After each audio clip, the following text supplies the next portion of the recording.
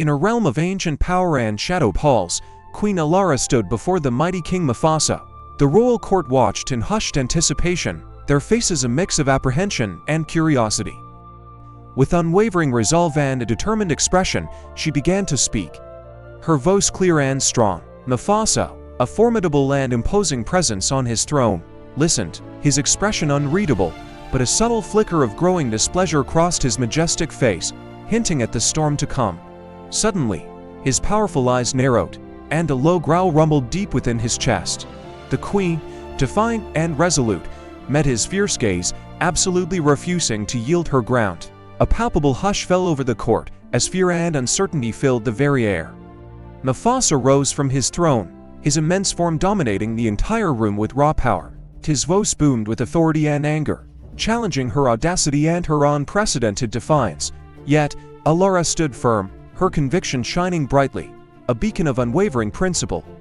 She spoke eloquently of justice, the welfare of their people, and principles Mufasa had overlooked.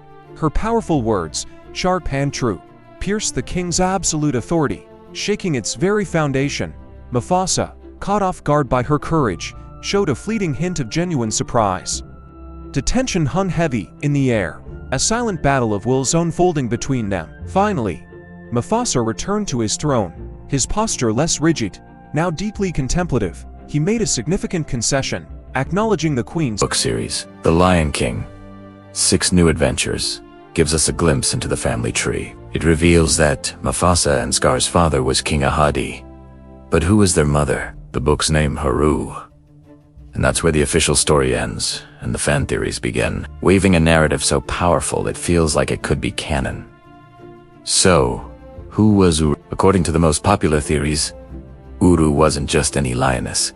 She was the formidable leader of her own pride, the Ndona Pride, a group known for their strength and resilience. She was a queen in her own right before she ever met Ahadi. Their union wasn't just a romance, it was a political alliance, a merger of 2 powerful prides to strengthen the kingdom and secure the future of the Pride Lands.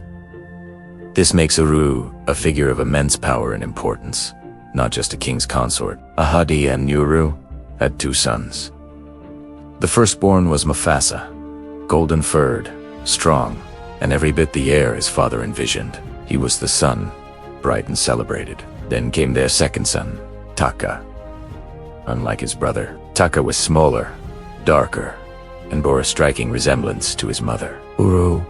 From the very beginning, the differences between the 2 brothers were stark, and King Ahadi, it is said, showed a clear preference for his golden son. Mufasa, this is where the tragedy starts to unfold. The theory suggests that Ahadi, obsessed with a strong, traditional heir, began to neglect and sidelion Taka. He saw Mufasa as the future, and Taka as little more than a spare.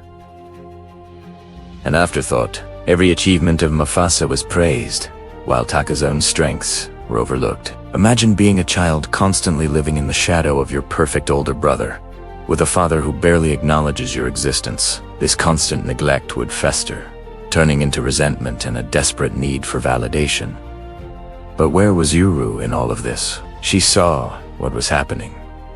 She saw her younger son, the one who looked just like her, being emotionally cast aside by his own father. She tried to intervene, to remind Ahadi that both their sons were precious. But Ahadi, stubborn and set in his ways, wouldn't listen. Uru found herself caught in an impossible position, trying to protect Taka's spirit while maintaining the peace of the kingdom and her marriage. She would shower Taka with the love and attention his father denied him, nurturing his intelligence and cunning, the very traits that would later define him as Scar.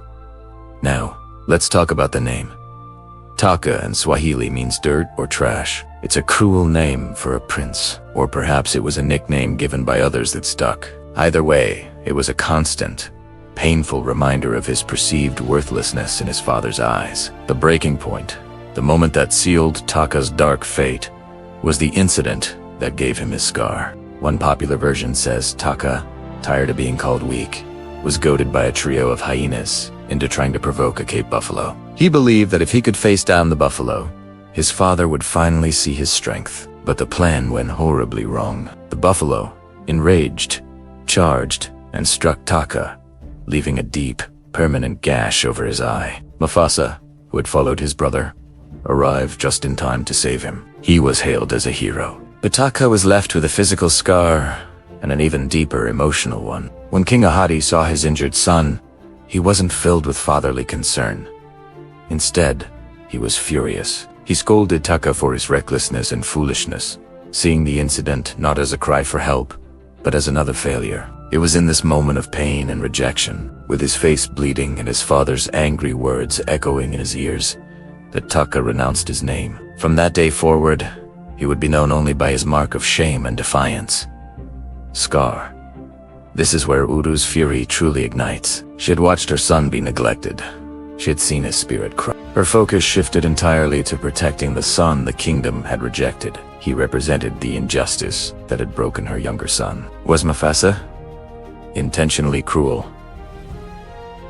Probably not. As a child, he likely enjoyed the attention and didn't fully grasp the damage it was doing to his brother. But in Uru's eyes, Mufasa was a symbol of the system that had failed her family. Uru secretly mentored Scar, whispering that he was just as worthy as his brother, that he too had a right to power. This creates a fascinating and tragic dynamic. Uru's love, twisted by grief and anger, may have inadvertently paved the way for Scar's villainy. In trying to build him up, did she fuel his ambition and paranoia? In validating his anger, did she justify his future betrayal? It paints a picture, not of a simple good versus evil story, but of a complex family tragedy, where love and protection curdle into something much darker. Imagine the tension and pride rock during these years. Uru's fury would have been a quiet, simmering rage, a queen fighting a silent war for her forgotten son. When King Ahadi and Queen Uru eventually passed away, Mufasa ascended the throne, as was his destiny. For Scar, this was the ultimate defeat. The system his mother had raged against had won, and with Uru gone, Scar lost his only protector, his only confidant. He was truly alone, left with nothing but his scar, his sharp mind, and the burning resentment his mother had understood so well. This theory completely reframes Scar's motivations. He's no longer just a one-dimensional villain driven by simple jealousy. It's a twisted act of vengeance against the brother who had everything, a fury he inherited and carried with him his entire life. It's the voice of Taka, the boy who was told he was worthless. When he manipulates Simba, he's using the cunning intellect his mother nurtured in him. And when he finally throws Mufasa from the cliff, it's not just Scar taking the throne. It's the ghost of Queen Uru finally getting her revenge. This theory adds an incredible layer of Shakespearean tragedy to The Lion King. It gives us Uru, the furious queen, a character whose love and pain echo through the generations, ultimately leading to the downfall of the very kingdom she helped build. It doesn't excuse Scar's actions, but it makes them terrifyingly understandable. It reminds us that villains aren't always born. They're often made, forged in the fires of family conflict and injustice. The story of the Lion King is not just Scar's story. It's also the story of his mother's rage. What do you think of this theory? Does it change how you see Scar? Let me know your thoughts down in the comments. I'd love to hear what you have to say about the forgotten Queen Uru. Thanks so much for watching. And if you enjoyed this deep dive, make sure to like and subscribe for more untold stories from your favorite movies. See you next time.